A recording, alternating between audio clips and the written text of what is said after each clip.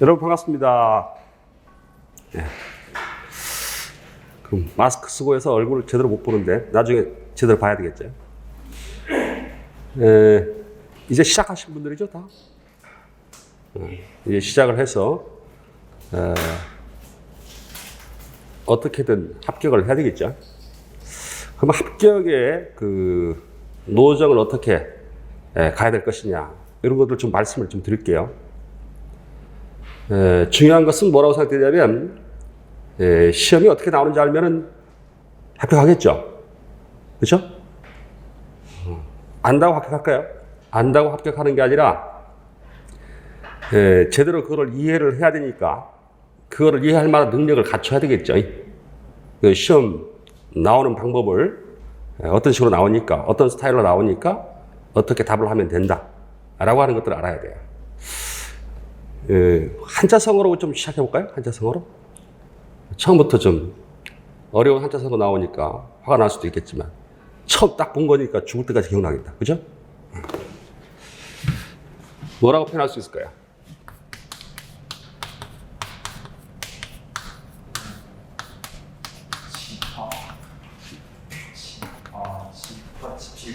지피지기죠? 지피지기. 저거 피자예요, 저거 피자. 저것을 알고, 적을 아는 거지, 말하자면. 적을 알고, 나를 알아야죠. 저것이 뭐라고 우리가 볼 수 있어요? 적이라고 할 수 있는 거예요. 저것은, 실제 시험 나오는 거, 그것을 알아야 됩니다. 학습의 내용이 바로 그럴 텐데, 근데 그것만 알아서 안 되고, 나 자신도 알아야 된다 이거죠. 내가 공부하는 상태가 어떤지, 자기를 점검하지 않고 시험 공부를 할 수가 없어요.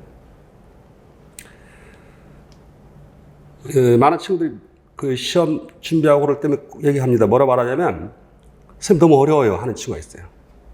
그 어떤 친구한테는 공부를 좀 하고 문제를 푸는데 너무 어려워요 하는 친구가 있고, 어떤 친구는 뭐 할만해요 하는 친구도 있고, 어떤 친구는 쉬워요 하는 친구들도 있죠. 그러면 문제예요? 학생의 문제예요? 학생의 문제가 되겠죠. 문제 자체가 문제가 아니라 그거를 이해하고 적용하고 문제를 풀어나갈 수 있는 능력, 자기 자신이 갖고 있는 능력이 대단히 중요한 거죠. 근데 나를 점검하지 않고 문제를 해결할 수가 없습니다. 그래서 중요한 거는 자기를 또 알아야 되고, 시험 문제 어떻게 나오는지 출제 방식도 알아야 되고, 지피지기. 그래야만 뭐가 된다고 그랬어요?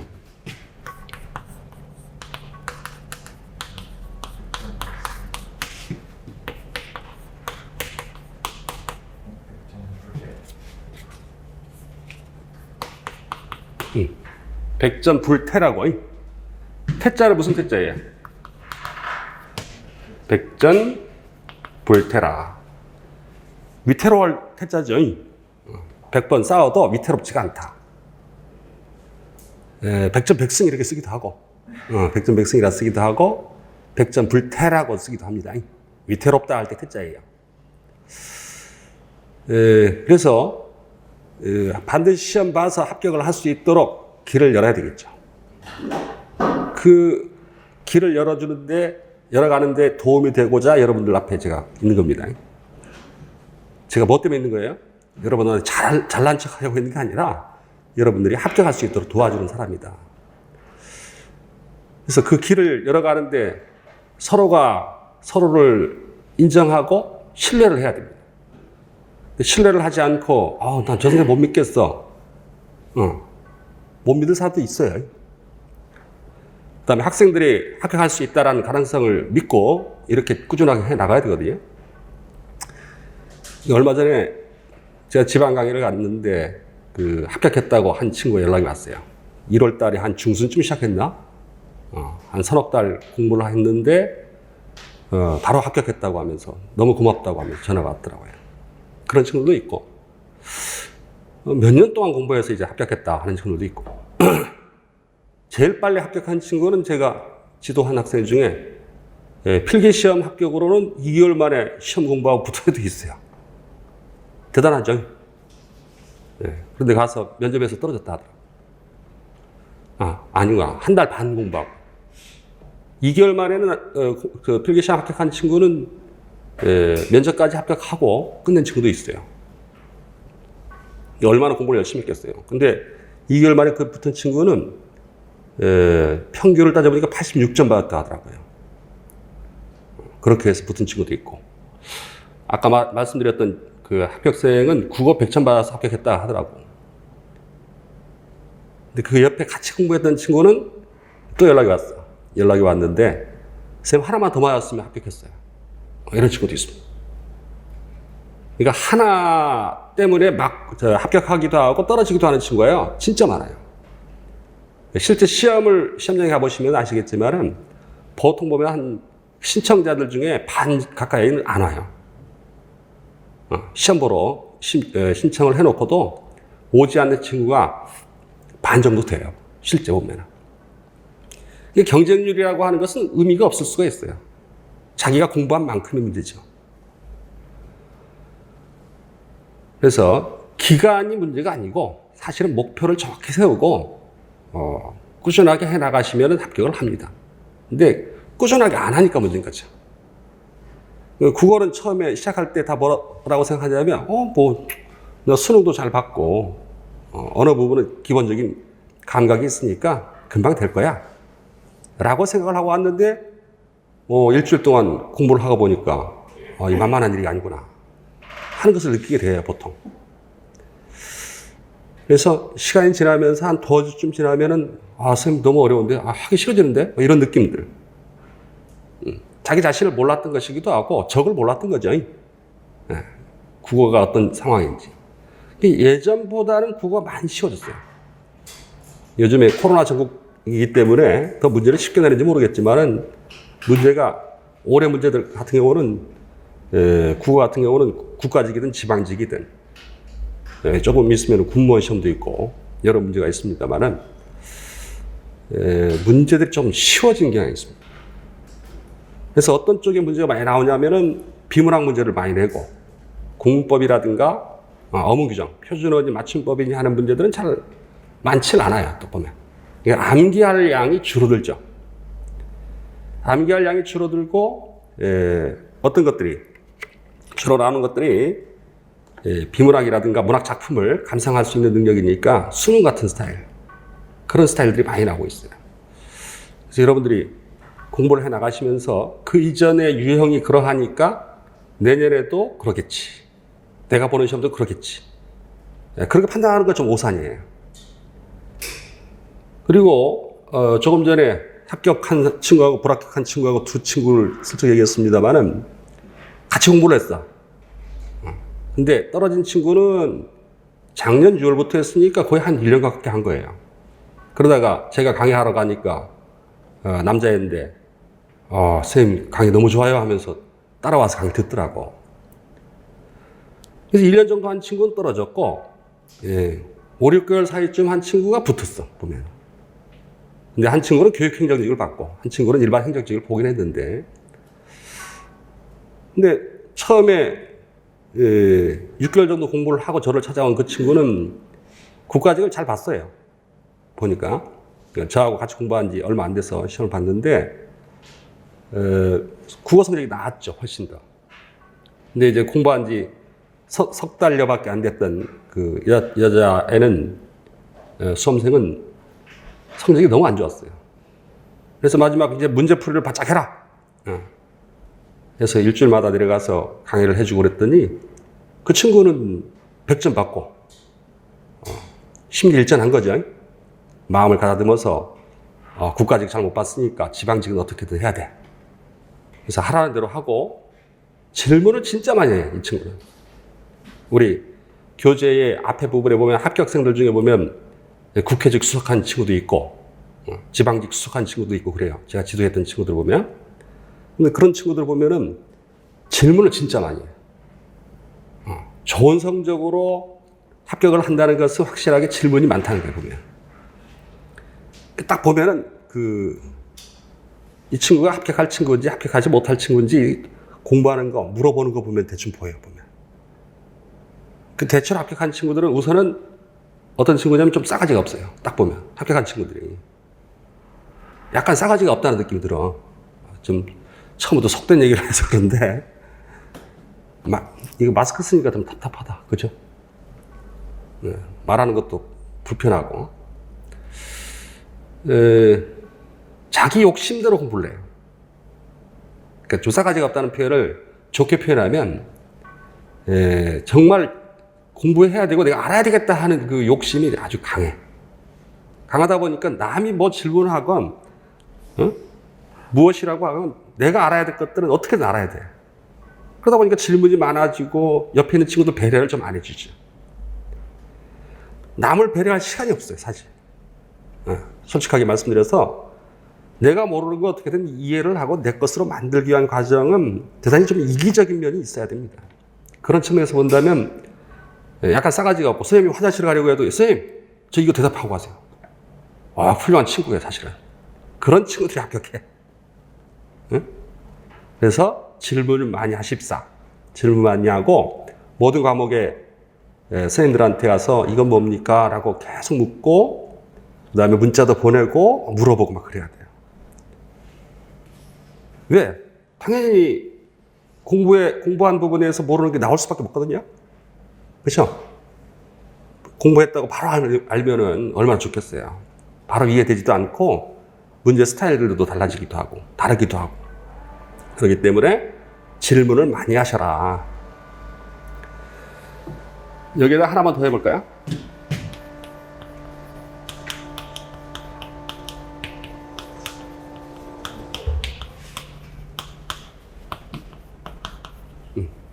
이진안행이라.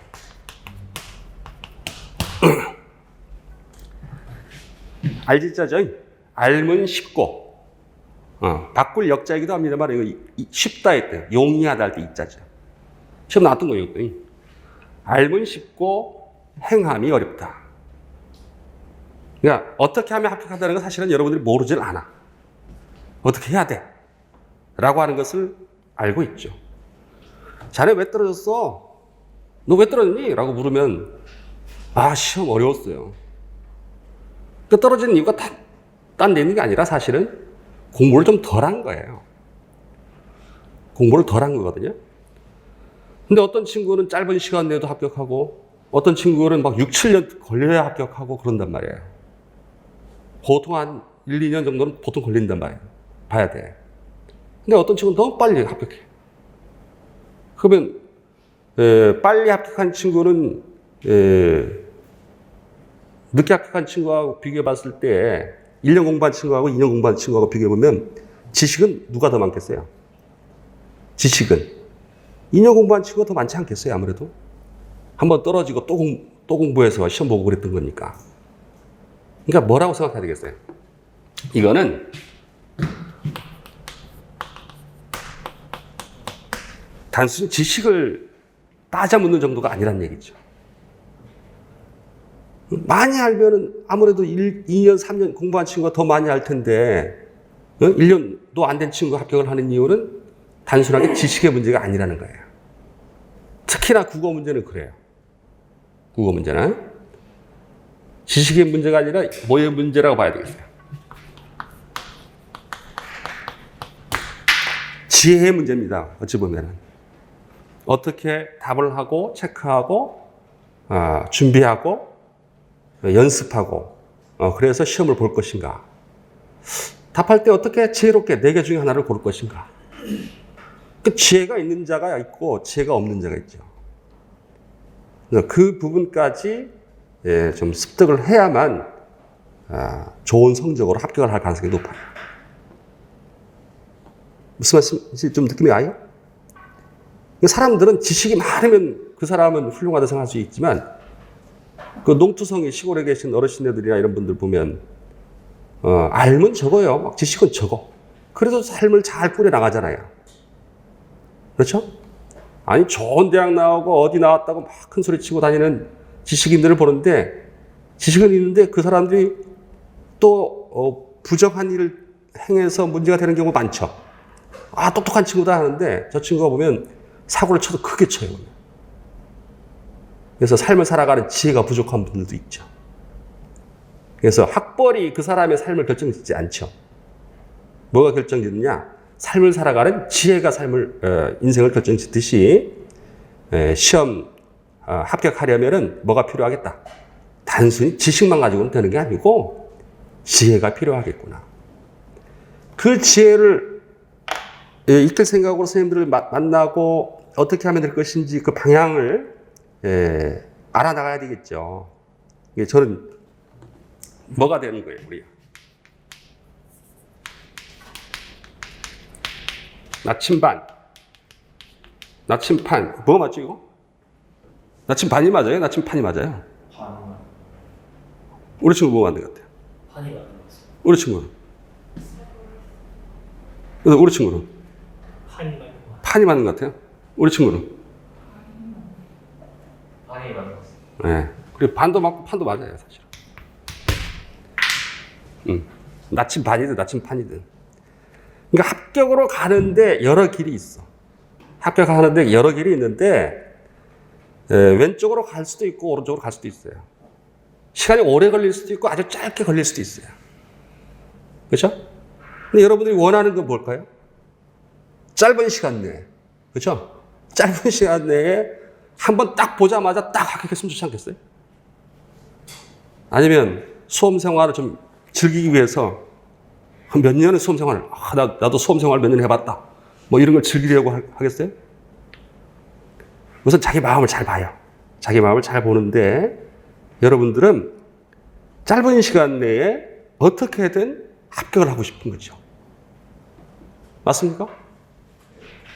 우선 자기 마음을 잘 들여다보면 짧은 시간 내에 합격을 하고 싶어요. 그러면 합격하려면 어떻게 해야 된다 하는 것을 알아야 되겠죠. 근데 조금 전에 말씀드렸다시피 뭐예요? 어떻게 하면 합격한다는 걸 알아요. 모르지 않아요, 사실은. 그런데 매번 아침 시작될 때마다 뭘 느낍니까? 행함이 어렵다는 걸 많이 느끼죠. 9시에 수업 들어가야 되는데 아침 일어나기 싫어요. 귀찮아요. 그 못생긴 오대역을 또 만나러 가야 돼. 뭐 이런 생각도 해요. 그러다 보니까 실천이 힘들어져 가니까 나중에 가면은 뜻한 바대로 되지 않으니까 문제가 되는 거 아닙니까? 그렇죠? 그래서 뭐가 필요한 겁니까? 나침반이 필요한 겁니다. 가야 될 목표 지점이 있는데 목표 지점까지 가는 나침반이 없이 막연하게 왔다 갔다 하다가는 시간을 허비하겠죠. 그렇죠? 시간을 허비하고 가장 중요한 나침반은 무엇이라 봐야 되겠습니까? 사실은 선생님들이에요. 사실은 여러분들이 학원에 오시고 동영상을 보는 친구들도 있습니다만은 우리 친구들이 어떻게 해야 되는지 가장 많이 지도를 해봤던 선생님한테 그리고 합격생을 많이 만들었던 선생님한테 강의를 들으시면은 강의를 듣고 그 길을 잘 따라가시면 합격을 하는데 아무래도 좋겠죠. 그렇지 않습니까? 제가 강의를 오래 했어요. 먹고 살려고 하다 보니까 시작된 것이었는데 한 20여 년 했어요. 그러면서 그 사이에 시험 봐서 합격하고 떨어진 친구들 얼마나 많이 봤겠어요. 그래서 여러분들에게는 많은 부분에서 제가 나침반이 돼줄 사람이니까 선생님 이거 뭡니까? 어떻게 가야 됩니까? 하는 방향성 이런 것들을 계속 끊임없이 물어보고 여러분이 갖고 있는 의문사항들 끊임없이 물어보고 그렇게 해서 교류를 대화를 많이 해야 돼요. 영어 선생님 우리 한덕현 선생님이나 이런 분들도 다 마찬가지. 영어 선생님도 그렇고 다 친해지셔야 돼요. 그게 가장 중요한 부분인 것 같아요. 공부해 나갈 때는. 당연히 그 다음 교재가 중요하겠죠. 노량진 바닥에서 공부를 해보시면 많이 느끼겠지만은 이 팔랑귀들이 많아, 팔랑귀들. 누가 좋다더라, 뭐 어느 학원이 유명하다더라, 뭐 하다 보면은 자기 공부할 생각하지 않고 들러리 설는 생각하는 친구들이 많아요. 누가 유명해! 라고 하면 거기 가서 그 양반한테 막 유명하니까 가서 지도를 제대로 받을 수 있으면 좋은데 지도를 받지 못하는 경우가 많죠. 지도받지 못하고 질문도 대답도 안 해주고 막 그런 경우가 많아요. 그래서 여러분들은 오대혁 선생님한테 어렵다 말고 끊임없이 질문하고 답하고 그런 과정들을 거치셔서 좋은 성적을 거둘 수 있도록 하면 좋겠습니다. 자, 국어 부분에 대한 얘기를 간략하게 볼까요? 뭐 여러분들 시험 보는 과목이 좀 다를 수도 있겠습니다만은 국어 같은 경우에는 범위가 어떤 부분들이 나오죠? 국문법이 있죠. 그 다음에 어문 규정, 어문 규범이라고도 합니다. 국문법, 어문 규범. 지금 뭘 하는 거예요? 나침반을 제가 보여드린 거예요? 어떻게 가야 될 것인지.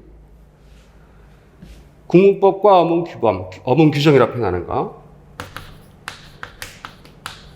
한자. 그 다음에 비문학이라고도 보통 표현하는데 논리적인 글이죠. 논리적인 글들에 대한 문제. 그 다음 문학 문제.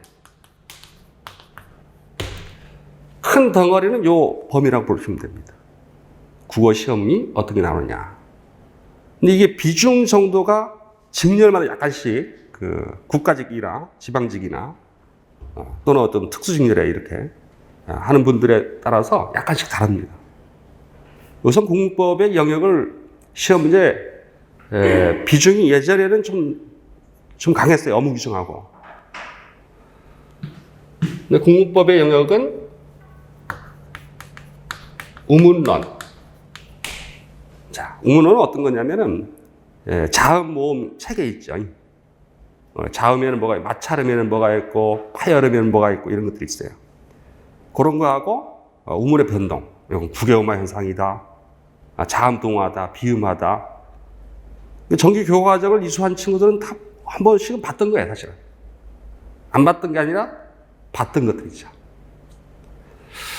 우문론의 영역이 나와요. 그다음 형태론이라고 볼 수 있는데요. 단어 문제죠. 이게 파생어냐, 합성어냐 이런 것들을 묻거나 형태소 개수가 몇 개냐, 아니면 품사에 대한 얘기. 이게 동사냐, 형용사냐, 품사가 다른 것을 골라봐라. 이런 문제들. 그런 문제들이 나오기도 하고. 그 다음에 어휘. 어휘론이라고 해서 이거는 고유어의 의미, 한자어의 의미 이런 것들 따지는 거죠. 그런 것들 어휘론.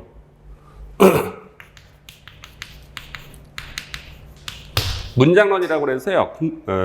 높임법에 대한 얘기도 나오고 문장이 짜임. 영문법 공부하셨으면 관계대명사 이게 나오고 막 그러잖아요. 그런 것처럼 관형사 절이니 이어진 문장이니 하는 그 문장의 짜임을 물어대는 거라든가 높임법 문제라든가 이런 것들을 다루고 있는 것들이죠. 피동, 사동 그런 것들을 다루고 있는 것이 문장론의 영역.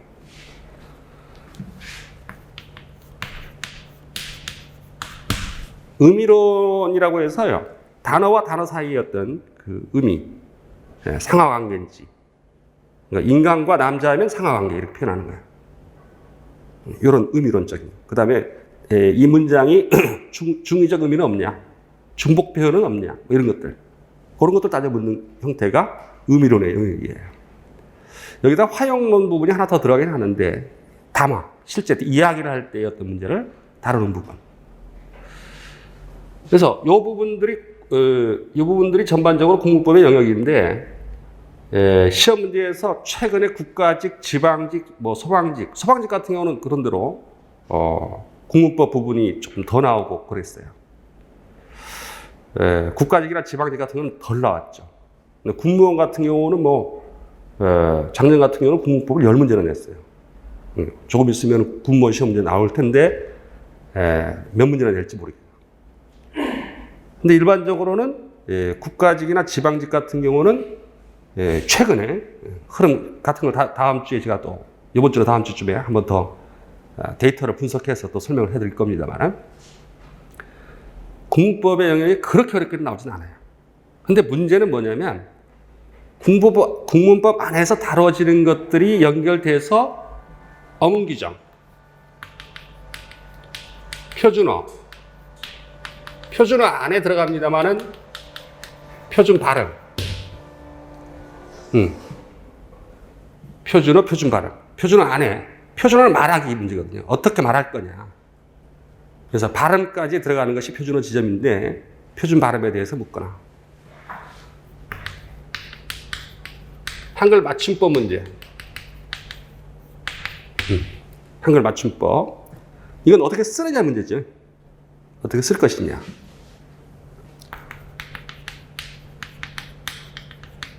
명란젓 할 때는 란이잖아요. 창란이라 할 때는 뭐라고요?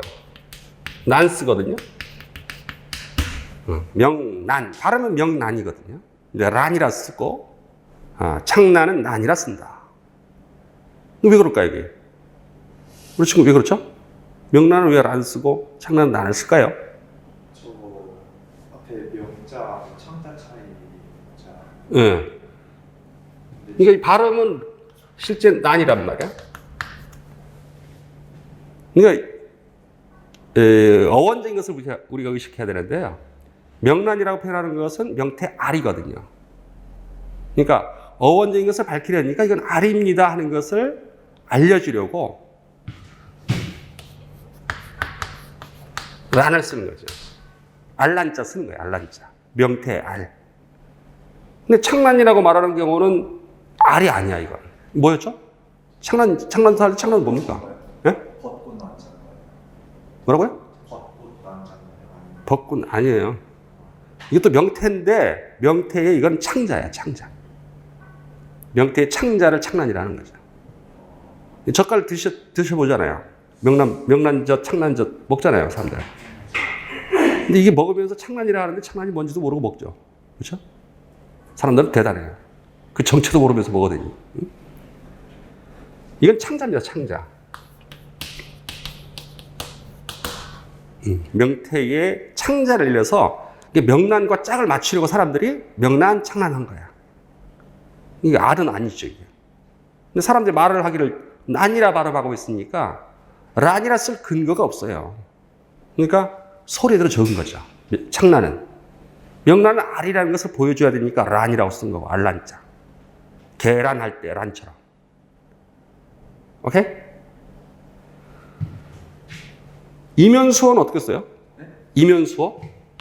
이면수어? 임면수어? 우리 언니는 뭐 같아요? 위에 거 밑에 거? 맞아요. 밑에 게 맞았어요. 아우, 대단한데요? 훌륭해요. 근데 왜 임면수어라고 쓸까요? 우리 친구는? 이거 똑똑한 친구들이 많이 모였는데, 보니까. 기분이 좋습니다. 기본적인 것, 뭐가 있는 친구들이 딱 있으면 빨라지거든. 언어 감각이 있어서. 웃고 있는 거 보니까 몰랐다는 얘기네. 그죠? 이제부터 알면 돼요. 임연수 씨가 잘 잡은 물고기래요. 임연수라는 사람이 그 물고기를 잘 잡았대. 그래서 임연수어가 됐대요. 이런 것들. 어원을 밝게 적어야 되는 상황이었던 거지, 말하자면. 그래서 어떻게 쓰느냐의 문제는 소리로 적는 경우도 있고, 소리대로 그냥 써버리는 경우도 있고, 창란처럼. 어원을 밝혀서 적는 경우도 있고요. 일종의 뭐라고 볼 수 있냐면, 두 가지를 고려하는 거예요. 가독성. 눈으로 보고 알아야 돼. 눈으로 보고 무슨 말인지 알아먹어야 돼요. 그 다음, 발음도 의식해야죠. 표준 발음도 의식하셔야 됩니다.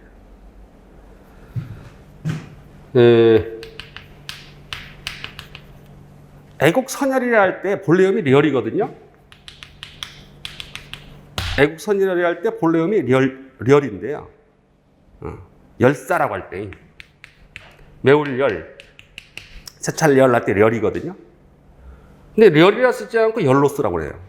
왜 그럴까요? 저거 한자가 달라가지고 한자음이 본래 리얼이에요. 근데 이거 이렇게 쓰지 않잖아요. 행결할 때 행렬자하고 예? 행결할 때 그 한자 아니고 그 열자하고 제가 그 리얼장 담았을 때 근데 어쨌든 간에 이렇게 쓰게 되면 발음이 뭐 친구가 될 거예요? 어떤 발음 해야 되죠? 신라 하잖아요. 니은 리을 나올 때는 음원 변동해서 유음화가 벌어진다고 그래요. 신라라고 발음하잖아요. 그러면 이렇게 쓰면 어떤 본래음이 리얼이니까 둘째 음절은 두 음법칙 적용하면 안 되니까 리얼을 써라 생각하면은 이렇게 쓰게 되면 어떤 발음을 해야 돼요? 설렬이 되거든요. 애국 설렬 해야 되거든. 그러니까 실제 발음들은 우리는 어떻게 하고 있는데 애국 선열이라고 표현을 하는데 이렇게 쓰지 않고 이렇게 썼다가는 실제 발음하고 매치가 안 되는 거예요. 그래서 본래음이 리얼이거나 리울인 경우에 모음으로 끝나거나 모음으로 끝나 있거나 아니면은 니은 받침이 들어있을 때는 열, 이율만 써라. 이렇게 정해놓은 거죠. 근데 이게 뭐에 대한 거래요? 발음.